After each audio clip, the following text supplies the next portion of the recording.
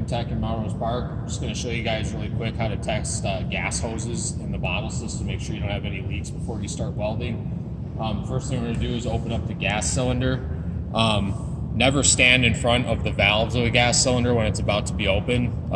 Older ones may or may not, defect, so it's always bad to not stand in front of it. So we open it up, gain pressure.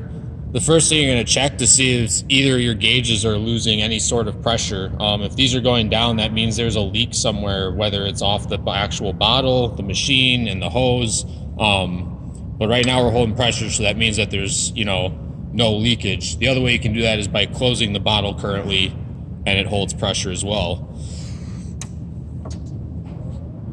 Then we just can bleed out the bottle,